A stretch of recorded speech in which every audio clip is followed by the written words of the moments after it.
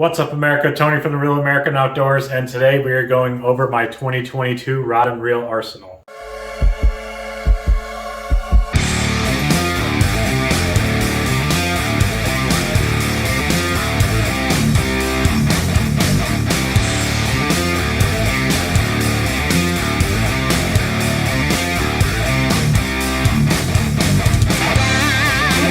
This is going to be a longer video because we got a lot of rods to get here. So we're going to kind of start with more of stuff I use more almost every time we go out, depending on conditions and where we're at. And then we're going to get into more like the finesse spinning stuff at the end. So starting off, we have, this is a Duckett Go 6/8 medium heavy. This is my chatterbait vibrating jig rod. I have it teamed up with the Lew's LFS 7.5-1. I usually fish between 12 and 15 pound Suffix Red Label or Invisex, depending on what's in stock or what's on sale at Tackle Warehouse at the time. So this is my go-to rod, number one favorite rod. You've probably seen me catch fish on it in almost every single fishing video we have.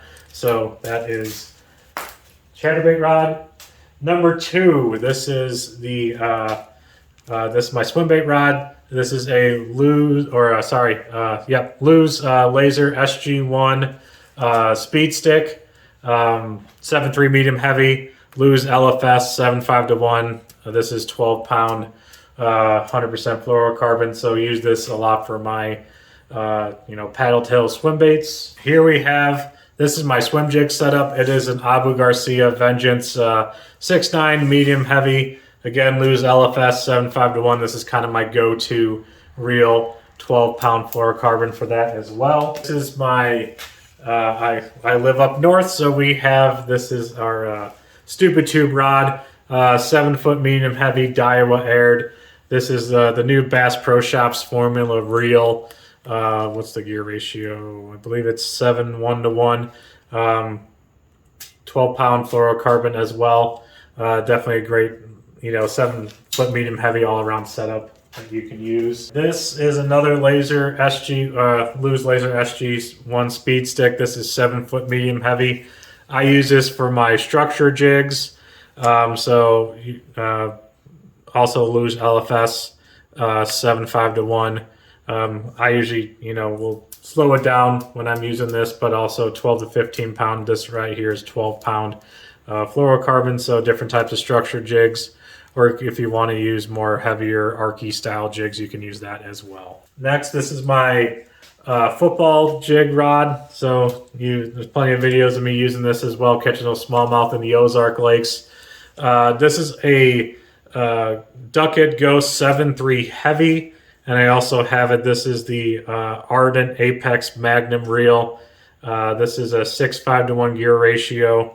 And then I use a 15 pound fluorocarbon on this as well, usually catch the smallmouth with this one. All right, our first braided line rod, another Daiwa aired 7 foot medium heavy. This is my frog rod. Not gonna really use this until the summertime, till the vegetation starts to emerge up on the surface. I use 50 pound braid. For frogs, I like to use more of a shorter rod compared to more of your 7.4 heavies. Or your 65 pound braided line. I'd like to use more lighter line. This is the original Lew's speed spool, so this is the old 7:1-1. I don't even think they make this anymore, but great reel, it still works. Just keep it well lubricated. All right, next, this is my spinnerbait rod. This is the old Skeet Reese 7 foot medium spinnerbait worm rod, 12 pound fluorocarbon. This is a Pflueger Monarch reel, and it is 7:1-1. So just, cheaper Pflueger reel, but I like this. It's worked well for me in the past. So spinnerbait, 7 foot medium heavy Skeet Reese. Next, this is my deep cranking setup. I don't have anything tied on because we have yet to do any deep cranking this year, so I don't want to mess with the treble hooks. But this is an old Quantum Team KVD cranking rod, medium 7.4 medium heavy. Definitely use this on your Kentucky Lake, Gunnersville, your TVA, ledge fishing lakes, Lake Geneva back home. This is a Lew's Laser MG. It's a 5:4-1 slower gear ratio, and this is 12 pound fluorocarbon. If I'm fishing really deep, I'll drop it down to 10 on occasion. But, nice rod. back when Quantum and KVD used to have that line out. So it still works, and works great for me. Next, this is my pitching and flipping setup. Here I have, this is a Cast King Valiant Eagle. This is a 8:1 gear ratio, fast for flipping. The rod is the Skeet Reese pitching stick. It is a 7-foot heavy. Currently I have on the Craw Fatty, which is one of my preferred flipping baits. Usually only bring this out in the summertime. I use heavier fluorocarbon, so this is 17-pound fluorocarbon on this setup. All right, next, this is kind of more of a Frankenstein setup, but it is a 7-foot medium Abu Garcia Vigilante with the original. This is the old Wright McGill Skeet Reese reel. I believe it's 6:2-1. And then I usually use my underspins because I kind of fish underspins similar to a spinnerbait. Here I just have an underspin with the Berkeley Power Bait Grass Pig paddle tail swim bait. So 12-pound, 100% fluorocarbon on this as well. All right, next is my jerk bait rod. I occasionally will skimp on a jerk bait setup depending on where we're fishing and the time of year, but jerk bait setup, this is a Team Daiwa 6.6 medium. This is a Bass Pro Tourney Special, just 7:1-1. 12-pound, 100% fluorocarbon, just your basic short, handle over here, so it makes it easy jerk baiting all day, so you don't have the longer seat kind of jamming you in the side when you're fishing this. So just make sure on any jerk bait rod to get a short handle here, and any 6.6 medium rod will do. All right, moving on. This is what I use, the Pulse Fish Lure Pulse Jig. This is the Tennessee shad color. This is the old original Daiwa aired back when they were orange.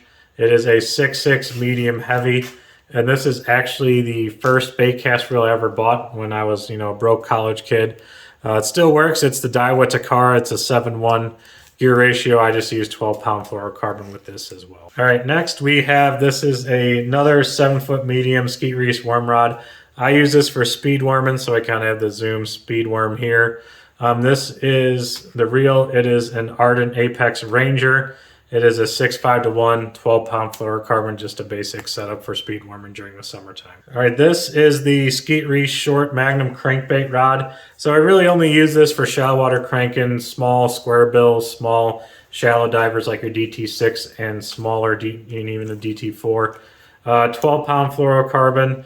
This is a 6.6 medium fast action rod. Don't use this too often, but have caught some nice fish off a few different lakes off square bills with this rod. So usually what I bring out during the summertime for the hard bottom waters we fish.